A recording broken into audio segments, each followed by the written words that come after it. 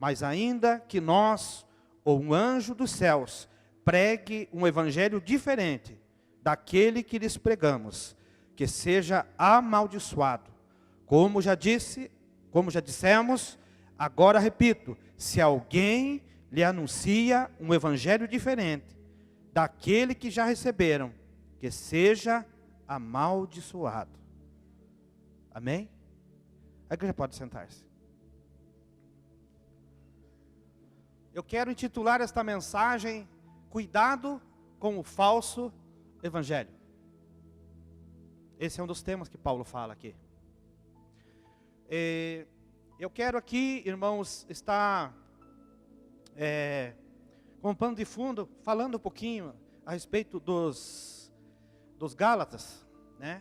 Os Gálatas, na verdade, são a origem dos gaulês. E esses Gálatas não era, por exemplo, uma igreja. Eram várias igrejas que eram localizadas na Galácia, que fica situado na Ásia Menor. Ali tem várias cidades, né? Uma delas é Icônio, Derbe, aonde Paulo andou. E ele plantou igrejas ali na sua primeira viagem missionária, que está registrada em Atos, no capítulo 13, se eu não me engano, de Atos. Deixa eu conferir aqui. Em Atos 13 e 14, está registrada a primeira viagem de Paulo naquela região. E foi nessa oportunidade que o apóstolo Paulo, então, pregou o evangelho, o verdadeiro evangelho, pelo qual o próprio Jesus havia revelado a ele. Porque nós sabemos que Paulo não conviveu com Jesus fisicamente. E naquele tempo, um dos pré-requisitos para ser apóstolo de Jesus, teria que ter andado com ele. Teria que ter feito parte do grupo dele. E Paulo não fez parte do grupo de apóstolos originais, como é chamado. Então, o que nós vemos aqui no início? O apóstolo Paulo reafirmando, dizendo que não foi homem que revelou para ele esse evangelho, mas foi o próprio Jesus que revelou a ele quando teve um encontro com ele no caminho de Damasco, que está no capítulo 9 de Atos. A conversão de Paulo, quando estava indo para Damasco, perseguindo a igreja, ele teve um encontro com Jesus lá, não foi fisicamente, mas ele ouviu a voz de Jesus, que disse: Saulo, Saulo, por que tu me persegues? Então, nós vemos que, estudando um pouco, nós vemos que Paulo, naquela viagem missionária, lá no ano 46 a 47, que Paulo esteve naquela região plantando essas igrejas.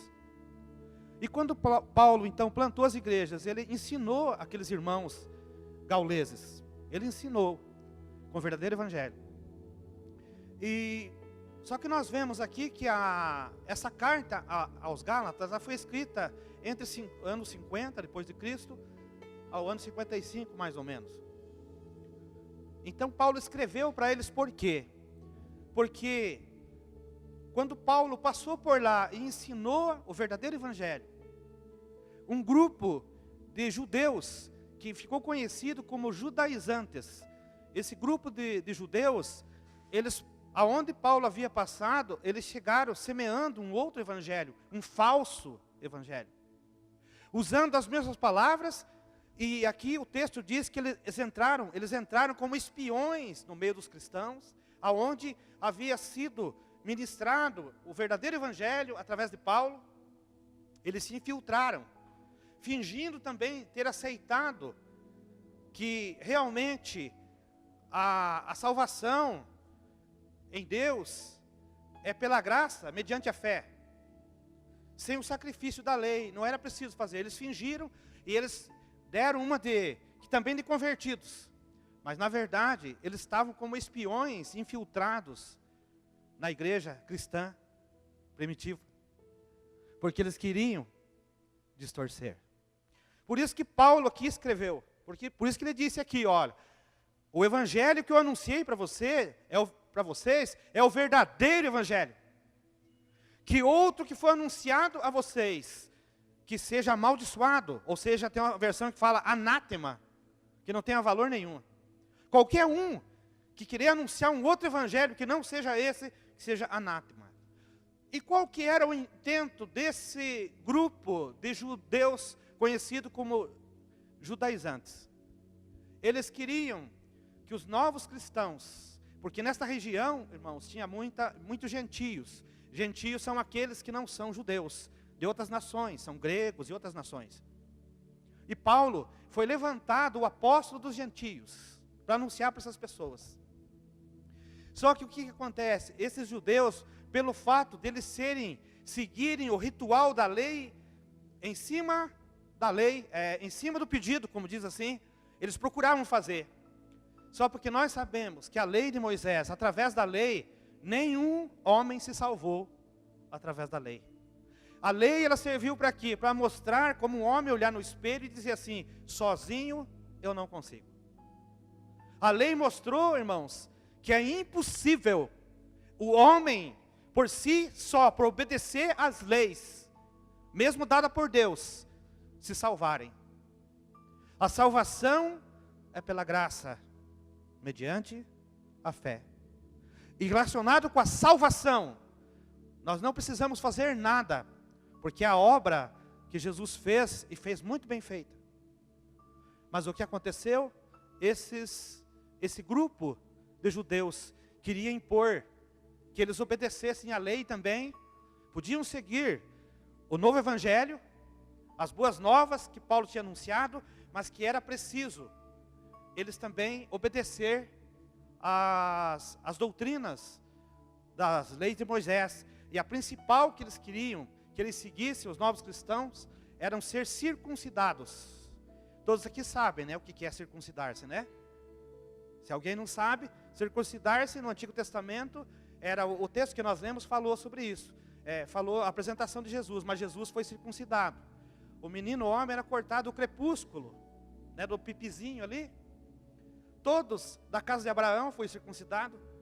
E todos os hebreus foram circuncidados. Só que quando os novos crentes, a nova que veio, o Evangelho de Cristo, essa revelação, a circuncisão, já não havia necessidade mais. Porque Jesus cumpriu a lei nesse aspecto. Ele cumpriu a lei. Ele não veio para revogar a lei, mas ele veio para cumprir a lei. Tem coisas que são coisas boas e que princípios que ainda podem ser hoje obedecido e deve ser obedecido. Mas tem coisas que não cabem mais a ser obedecido. Nós sabemos disso, por exemplo, oferecer sacrifício de animais a Deus, né? Circuncidar os homens, não precisa mais fazer isso. E quando Paulo foi até Jerusalém, que ele diz aqui no contexto, você vai ver se você ler, que ele foi até para acontecer um concílio em Jerusalém para resolver esse problema. E ele levou um rapaz chamado Tito. E quando chegou lá, esse grupo de judaizantes queria que Tito fosse circuncidado. Eu imagino que Tito ficou se encolhendo assim, né? Imagina um homem ser circuncidado, né? Segundo eles, é doloroso, imagino que seja, né? E aí Paulo rebateu com todo vigor, dizendo, não precisa mais carregar fardo pesado da lei. Porque se resumiu a lei. Qual que é o resumo da lei? Amar uns aos outros. E nós sabemos que o grande mandamento é amar a Deus sobre todas as coisas e amar o nosso semelhante como a nós mesmos. Isso aí, irmãos, só que isso aí é um desafio. Você concorda ou não? Porque a lei era assim, a lei, eu não sei, são 600 e poucas, eu não me lembro agora o número exato, de leis para se cumprir. 600 e poucas. Certo? Se tropeçasse numa só, era perdido, já morria. Certo? Agora você acha que era possível? Agora, que bom, queridos, que bom, que a salvação do homem e da mulher, do ser humano, é pela graça, mediante a fé. Mas, eu quero dizer para vocês, queridos, que essa mensagem, ela é muito importante para nós, sabe por quê? Porque esse grupo de pessoas estão infiltrados ainda hoje, num outro aspecto, entre as igrejas do Senhor. são judaizantes. Eles não estão trazendo o sacrifício do Antigo Testamento, a circuncisão, mas estão trazendo outros fardos pesados, que são as igrejas que eu chamo de igrejas religiosas, que pensam que pelo sacrifício que eles fazem, que a obra que eles fazem, que eles vão ser salvos. Porque no Antigo Testamento era assim. Vocês lembram os fariseus? Eles olhavam para as pessoas, principalmente os gentios, e diziam, coitado desse aqui, né? Eles não são como nós. Porque eles achavam que cumpriam. Mas no fundo, eles sabiam que não cumpriam. Eles queriam que os outros cumprissem, mas eles não conseguiam.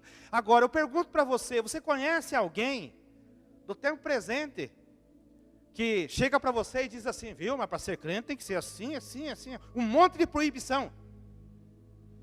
Mais proibição do que uma bênção na vida da pessoa. Porque tem gente, irmãos, que tem pavor de crente. Tem gente que não pode nem ouvir falar assim, um crente chegou na minha porta aqui.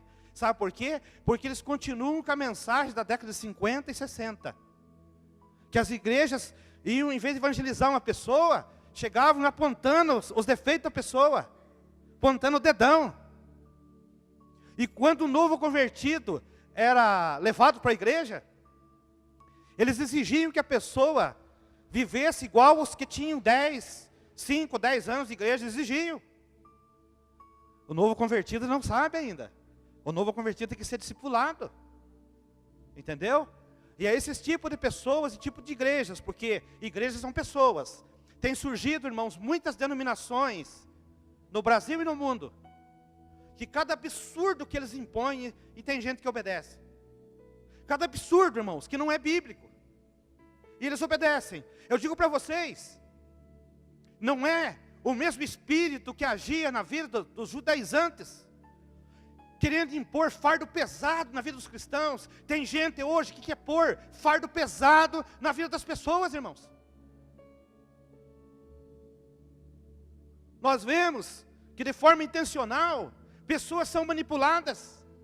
Nós vemos pregadores televisivos, principalmente, irmãos, que criam um monte de coisa sem necessidade, não é bíblico, e faz as pessoas obedecer. Por isso que eu volto a dizer, cuidado com o falso evangelho. Eu tenho desenvolvido, tenho falado com os líderes aqui, vocês sabem disso. A nossa igreja, a Igreja Batista Betel de Ivaiporã, é uma igreja cristocêntrica. A mensagem aqui é o evangelho de Cristo. Logicamente que nós obedecemos o evangelho, somos servos de Cristo, nós não somos servos de homens, somos servos de Cristo. Nós observamos sim os mandamentos do Senhor, procuramos observar, e aquilo que é bom, nós precisamos obedecer, mas nós não podemos, irmãos, aceitar jugo pesado. Tem denominações que criticam as outras, porque lá não pode bater palma, porque lá não pode ter grupo de coreografia, porque lá tem que ser sério, igual burro atolado. Eu não estou aqui criticando, irmãos, não tem um nome, não estou dizendo aqui, mas eu já vi igrejas assim. A nossa igreja no passado era assim. Daí agora sabe o que as pessoas falam? A igreja Batista Betel é curva de rio, amém. Curva de rio, sabe o que quer dizer? Está cheio de entulho, que eles querem dizer assim. Mas eu quero dizer uma coisa, queridos. A igreja de Cristo é o lugar onde as pessoas doentes precisam ser curadas. O médico é para os doentes. Quem está bom, quem está bem, já está saudável, ajuda a cuidar dos outros que estão doentes. Tem doentes chegando, queridos. Essa geração está muito doente. Estudos mostram que mesmo com a tecnologia, mesmo, irmãos, com os smartphones, última geração, computadores, a interatividade entre pessoas no mundo inteiro, conversando uma com a outra, segundo o estudo que o próprio Dr. Augusto Cury fala nos seus livros, esta geração são a geração mais triste. Jovens que se suicidam, casais que não conversam, famílias que não se reúnem na mesa, porque ficam interagindo no WhatsApp, no Facebook, e estão entre a multidão, mas estão na solidão, na tristeza. Sabe o que está acontecendo, queridos? Satanás está escravizando as pessoas. Tem pessoas que são escravas do sistema, da tecnologia. Satanás está pegando direitinho. Logicamente, irmãos, que eu não sou contra a tecnologia. Eu gosto de um bom smartphone. Eu sou um cara, eu sou cinquentão, mas moderno. Eu gosto de coisas boas. Gosto de um bom computador. Entendeu? Não é errado você ter, mas fazer bom uso dele. Você pode ter o melhor smartphone, você pode usar o WhatsApp, você pode usar o Facebook, mas para o bem. E se estiver tomando teu tempo alguma coisa, corte, você pode cortar. Não é isso? Que ele é um botão, você pode ligar, desligar. Você pode fazer o bom uso. Mas irmãos, eu me assustei. Tem um livro aí que fala sobre a ansiedade, sobre a síndrome do pensamento acelerado, esse livro trata. Acho que deve ter ali na livraria, se você quiser ler, leia, esse livro é um livro fino, muito bom, que trata exatamente dos sintomas. Quando você lê, você já nota que você parece que tem um sintoma daquele. E tem ali na livraria para vender. O Júnior me comentou sobre isso, né, Júnior? Ontem a gente conversou, ainda você falou desse livro. Você leu e recomenda, né? Amém? Gente, o objetivo de trazer esta mensagem é dizer para você, queridos, que não é porque nós temos liberdade que nós vamos usar essa liberdade para o mal. É isso que eu quero trazer aqui para os irmãos, né? Por quê? Porque Paulo explicou muito bem o que é a liberdade em Cristo. Porque é o seguinte, veja bem, esse grupo judaizantes, eles queriam deixar pesado, como eu já disse. Eles queriam desfazer aquilo que Paulo estava ensinando. Agora, logicamente que, estudando alguns livros sobre isso, livros teológicos, a gente não sabe se a motivação deles era porque eles achavam puramente que era aquilo, porque os judaizantes, os judeus eram extremamente zelosos. O próprio apóstolo Paulo, como fariseu que ele disse que ele era extremamente zeloso, e quando ele não conhecia a Cristo, ele perseguia a igreja achando que ele estava certo. Pode ser que esse grupo, ele perseguia as pessoas achando que estava certo. Pode ser que essas pessoas que têm essa característica dizendo para você, pode ser que eles acham que são certos, que estão totalmente certos. Denominações que acham que culto tem que ser daquele jeito. Tem gente que descreve como é que é um culto verdadeiro. Ele diz assim, o culto, para ser um culto de verdade, tem que cantar o hino do inário cristão. Não importa se é do cantor cristão, da harpa cristã, outros tipos de inário. A igreja, para ser uma igreja de Cristo, tem que ter um coral. Tem que ter um coral que cante afinado. Tem que ter. Só que é o seguinte, quando você olha na igreja primitiva, não tinha coral. Não tinha, irmãos, harpa cristã, não tinha cantor cristão. Nem instrumento, quase não tinha para eles que cantavam, certamente louvavam a Deus com os salmos, mas não tinha instrumento, não tinha voz separada, não tinha organização. Você sabe que a organização veio 300 anos depois. Se eu não estou falhando, não estou errando aqui, porque eu sou meio ruim para guardar número. Veio bem depois a organização da igreja, queridos. Aquilo que nós achamos que é igreja, que tem que ser desse jeito, tem gente que acha que é, porque é o seguinte, também nós temos razão de pensar assim, porque você vai formar as tuas opiniões mediante aquilo que você aprendeu. Tanto é que quando nós aprendemos, quando eu era criança, coisas erradas com nosso pai, nós tínhamos aquilo como uma verdade absoluta. Só vamos desconstruir isso quando nós recebemos o Evangelho de Cristo. E nós vamos só desconstruir isso quando nós recebemos o verdadeiro Evangelho. Uma igreja que prega a palavra de Deus.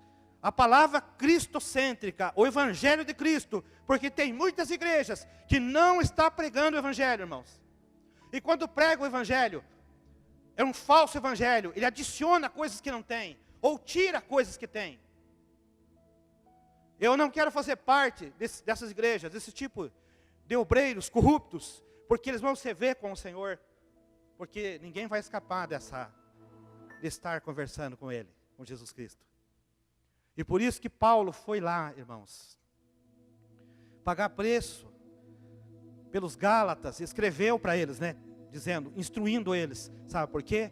Porque ele estava vendo que se ele não fizesse isso, ele ia perder todo o trabalho que ele fez de semear o verdadeiro Evangelho no coração daquelas pessoas. O que isso é importante para nós, queridos? É importante que nós devemos tomar cuidado também com a abordagem de pessoas que têm esse perfil, que abordam nossos irmãos. Tem um grupo de pessoas, eu não vou citar o nome, eles são muito parecidos com os judaizantes. Eles não ganham uma alma para Jesus. Eles não visitam nenhum pecador, porque os pecadores são impuros, como os fariseus achavam lá no passado. Quando Jesus comia com pecadores, eles criticaram Jesus. Esse grupo de pessoas religiosas que existe hoje, eles não entram na casa de qualquer um, eles não cumprimentam as pessoas, só se cumprimentam entre irmãos. Desfazem de outras, entre eles detonam as outras igrejas. Nenhuma igreja é salva, tem a salvação, só a deles que é o caminho da salvação. Essas pessoas, irmãos, têm esse perfil. E sabe o que eles fazem? Eles gostam muito de fazer isso, de infiltrar também na casa das pessoas, no trabalho, se der moleza para eles, de falar, dizer assim: viu, querido, você está na beira do caminho. Você já ouviu essa frase? Já ouviu alguém falar para você? Você está na beira do caminho, mas o verdadeiro caminho é a nossa denominação. Falso evangelho. O verdadeiro evangelho, toda igreja que prega a cruz de Cristo, não importa a denominação, essa igreja é de Cristo. Mas igreja que atribui, se nós começarmos a pregar, viu, é só na Betel que você vai ter salvação. Não, é uma mentira isso aí. A igreja não salva. Quem salva é Cristo. Mas a igreja alimenta e discipula as pessoas que fazem parte da comunidade, a igreja local. São ministrados os casais, os filhos. Não vai ter problema? Tem problema. Mas eu posso garantir para você que é solucionado aos pés da cruz. Casais que estão se separando, quando buscam a Deus, o casamento é restaurado. Filhos que estão perdidos nas drogas, são recuperados, são restaurados. Pessoas que estão doentes, pessoas que estão no homossexualismo, na prostituição, na fornicação, são libertas, porque recebem a palavra de Deus. Irmãos, outra coisa, que essa geração é muito carente de abraço, de um amor sincero. E é isso que as pessoas esperam. Uma igreja que ama de verdade, irmãos. O que tem de igrejas que proíbe um monte de coisa. Irmãos, isso eu não estou querendo dizer que nós somos liberais, porque tem gente aqui que me critica, diz que nós somos liberais. Os pastores da Betel, a liderança da Betel são liberais. Claro que não, irmãos. Mas nós sabemos que o próprio Cristo deu liberdade para nós nele. Nós temos liberdade. E eu quero finalizar agora, tecendo aqui 3 aspectos da liberdade que o Senhor Jesus falou, que ele diz aqui no capítulo número 5. Eu quero encerrar, convidando vocês para ler aqui comigo, o capítulo 5 da mesma carta aos Gálatas. O capítulo 5 nos diz o seguinte: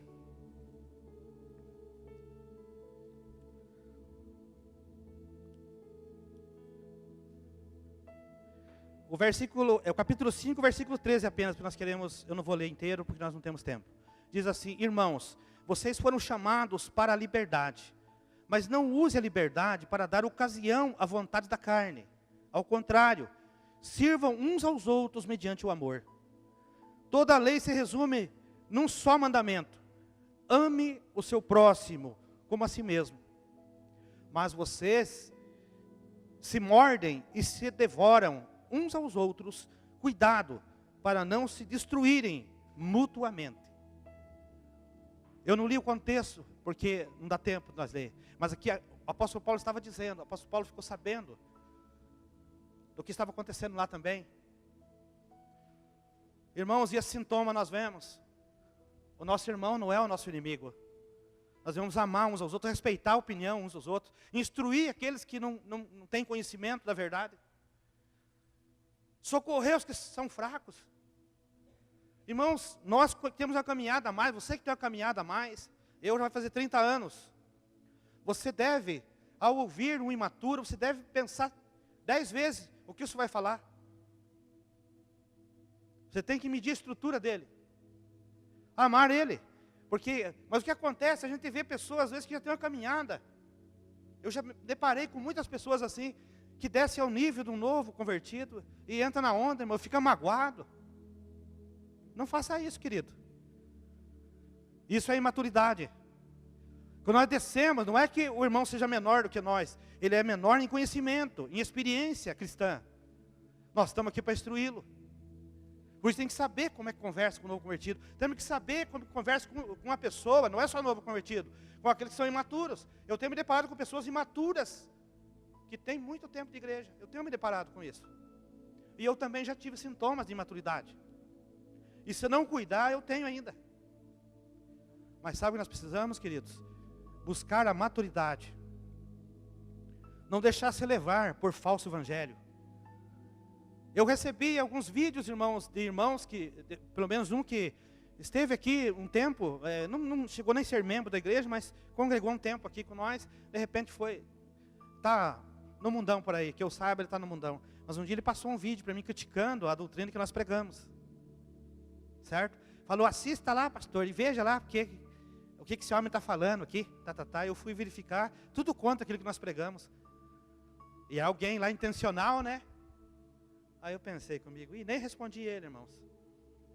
Como Paulo disse aqui, eu quero dizer para vocês, antes de eu falar aqui os três, quero dizer para você uma coisa. Assim como Paulo argumentou no início da carta aos Gálatas, ele argumentou dizendo, né, ele saudou e disse, olha, o evangelho que eu prego não foi revelado por homem, eu quero que você tenha isso no teu coração, querido. O evangelho que nós pregamos é a palavra do Senhor, nós apenas somos agentes de Deus. Porta-voz de Deus. Mas esse evangelho é do Senhor. As palavras que são ministradas nas células, palavra que vem do céu, palavra de Deus baseada no evangelho do Senhor, no evangelho de Cristo, na palavra de Deus. Não deixe se enganar, irmãos, por movimentos. Não deixe se enganar por mensagens que são pregadas na televisão, no Facebook, no YouTube. Tem mensagens, irmão, que são intencionais. Mas para mim e para você que temos o Espírito Santo, nós não vamos deixar nos levar. Porque Paulo nessa carta diz para ele, olha, o que Paulo quis dizer no linguajar nosso aqui? Eu estou de boca aberta, e vocês deixaram se induzir por esses que se infiltraram na igreja. Eu fico, irmãos, às vezes, pasmo. Eu fico às vezes pensativo de alguém deixar ser induzido por esses movimentos, por esse tipo de pessoas. Sendo que aqui é pregado a palavra de Deus. Não é justificar, mas todos os irmãos que pregam aqui, cada um com o seu perfil, cada um com o seu dom, com o seu jeito de pregar, mas nós pregamos aqui a palavra de Deus.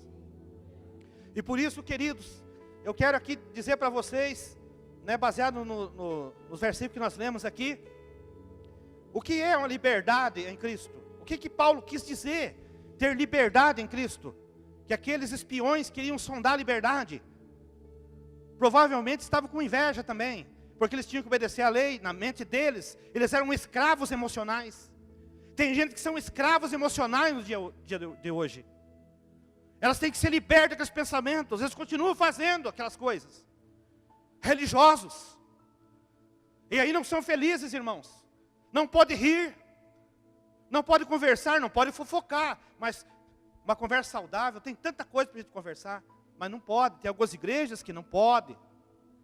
Não pode comer um churrasquinho, não pode se reunir para cantar uns louvores, não pode bater palma. Irmãos, fica difícil, né? Mas no entanto, entre lá escondido, pode tudo. Eu conheço gente que é só dia de culto que é santo. Fora os cultos, bebem. Se abusar um pouco, até baile. Tem um casamento que alguém me contou de um pessoal aí, que são santos na igreja, de terno e gravata, mas no casamento começaram, teve pega por meio, quando eu vi, daí o irmão chegou, pastor do céu, fui convidado para participar do casamento, quando foi umas horas assim, eles pensaram que estava só o pessoal lá, e começou um fandango. E já, só na vaneira, irmãos, o shot marcado ainda. Gente do céu, que coisa, né? O que tem que estar no nosso coração, é no nosso interior. convertido. E o interior vai refletir no nosso caráter, de como nós nos vestimos, de como nós andamos. Porque tem gente que fala assim, não, Deus só quer o coração. Mas quem tem um coração transformado, transforma-se para o lado de fora também. Mas começa de dentro para fora. A primeira liberdade aqui é a liberdade cristã. O que ele quis dizer? Não é para satisfazer a carne. Essa liberdade, queridos, não é para satisfazer a tua carne. Não é para satisfazer alguém. Porque se for para satisfazer alguém, e você mesmo, você não é servo de Cristo. Eu não sou servo de Cristo. Você sabe o que é importante? A liberdade em Cristo. Temos liberdade de adorar o nosso Deus. Temos liberdade de ser feliz.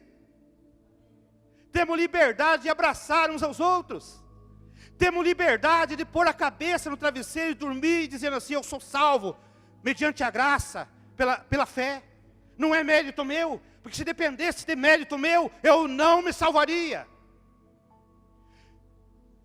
Irmãos, o que nós precisamos incutir e pregar essa mensagem, que tem muitas pessoas que são escravas emocionais das religiões, e sofrem com isso no seu interior.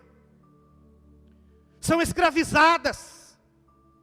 Eu quero dizer para vocês, queridos, que nós temos que ser felizes, mas de forma saudável. Quando eu não servia a Deus, eu ia no baile, eu tomava pinga, tomava cachaça a noite inteira, tomava cerveja, porque eu buscava algo que estava faltando na minha vida. Os bailes, para mim, eu achava que era bom. As festas, as bebedeiras. Só que no outro dia amanheci com uma ressaca muito grande. E o que acontecia ainda? Me prejudicou a saúde, prejudicou meu casamento. Quase perdi minha esposa, quase perdi meus filhos, quase perdi minha vida. Mas hoje, irmãos, eu posso garantir para vocês, há quase 30 anos, a verdadeira alegria, a verdadeira felicidade, a verdadeira vida é a habitação de Cristo em nós. Uma nova criatura. Por isso que nós somos felizes. Felizes, mas isso não quer dizer que nós vamos fazer pecar nessa liberdade que temos em Cristo. A liberdade que nós temos, irmãos, é de entrar no Santo dos Santos, coisa que o povo do Antigo Testamento não podia entrar no Santo dos Santos. Eu e você podemos. Podemos adorar o Senhor na nossa casa. Podemos adorar o Senhor aqui na igreja. Podemos servir o Senhor com alegria. Sendo que os religiosos não têm, irmãos, essa liberdade. Não tem. Diga assim para a pessoa que está ao teu lado, nós temos liberdade em Cristo. De amar, de ser feliz na presença do Senhor.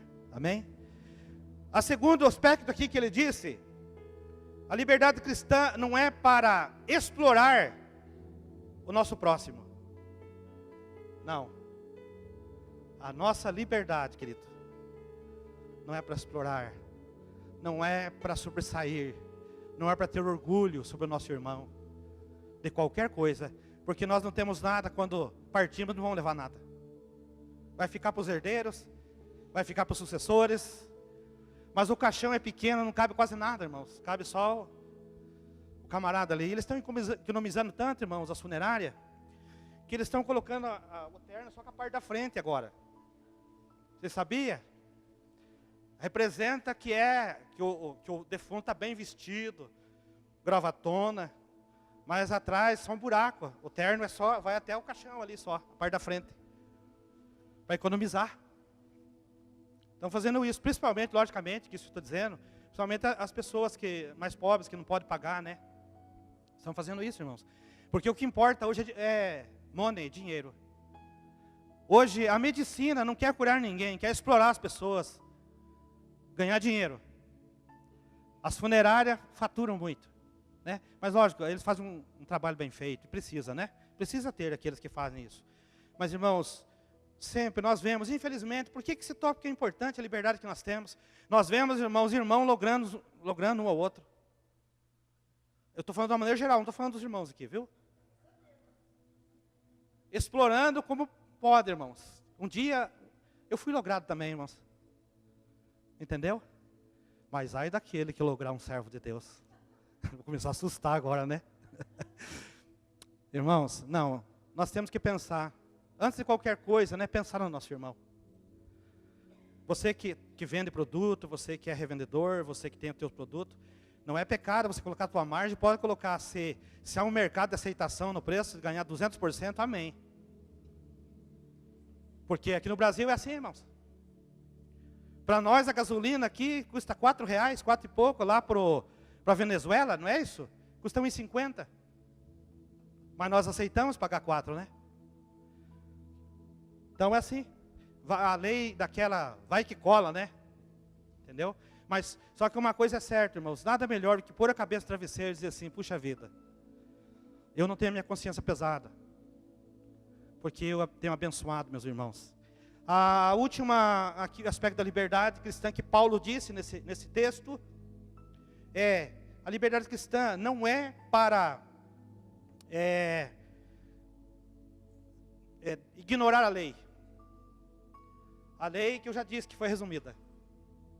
Amar a Deus sobre todas as coisas e o nosso irmão, nosso próximo, como a nós mesmos. Mas eu quero ler um último texto, só para fechar esse aqui, irmãos. Quero pedir para colocar no telão para nós. Primeira carta aos Coríntios, capítulo 10, versículo 23 e 24, nós vamos estar encerrando a mensagem. Paulo aqui, nesses versículos, ele fala exatamente, irmãos, a liberdade que nós temos em Cristo. Consegue pôr para nós aí? Está funcionando? Deu problema? Vamos ler aqui então. Primeira carta aos Coríntios.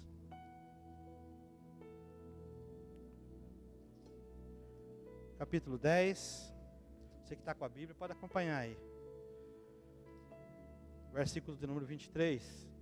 Que diz assim: tudo é permitido, mas nem tudo convém. Tudo é permitido, mas nem tudo edifica. Ninguém deve buscar o seu próprio bem, mas sim os dos outros. Amém? É isso, queridos. Nós precisamos realmente estar sabendo disso, que nós temos liberdade.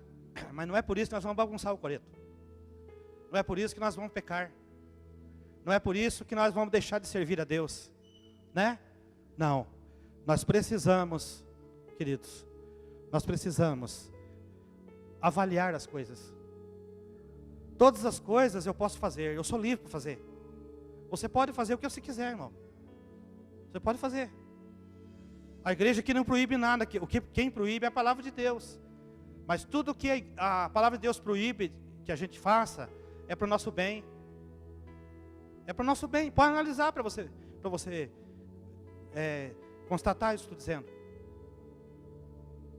É para o nosso bem.